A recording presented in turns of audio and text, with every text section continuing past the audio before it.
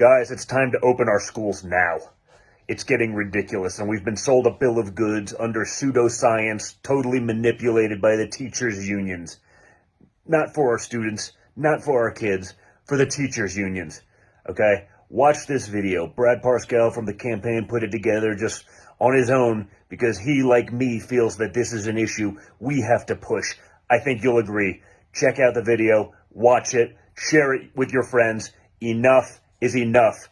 Get our kids back in school. We can't afford to destroy their educations.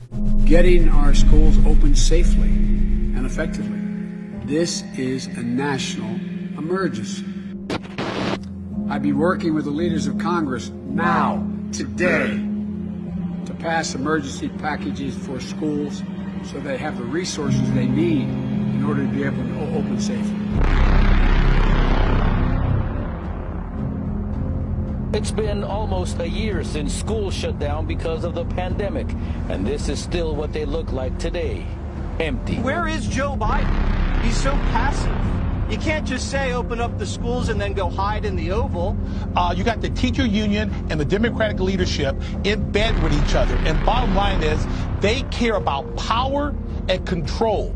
This is the same teacher union that do not want school choice. School choice is the key to break the poverty cycle. For so many poor children and in so many communities of color, it's unacceptable. These are the kids for whom school matters the most, and they're being deprived of it. They are really hurting and destroying these kids. It took years to get him to a place of success, and now, in 1 year, the damage.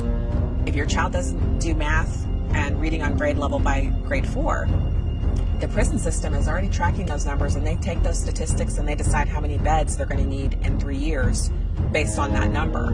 A quarter of students learning from home during the first grading period failed 2 or more classes. By grade 4, the reason that's a metric is because anything past that, school accelerates at that point. You start going into the middle years, and by then, kids are so far behind that they'll just drop out. Those same politicians who took nearly $1 million from the teachers union lobbied the Chicago mayor to keep schools closed. Obviously, she's the head of the CDC, but we're going to wait for the final guidance to come out so we can use that as a guide for schools around the country. But the CDC director says while vaccinating teachers is important, schools can safely reopen before teachers get their shots. The new CDC report says it's safe to reopen schools after months of COVID closures, with or without vaccinating teachers. How are you going to do over the loss of social interaction, the developmental loss of these children?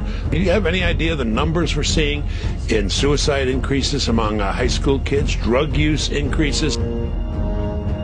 Books will be written, papers will be presented years from now about a lost generation.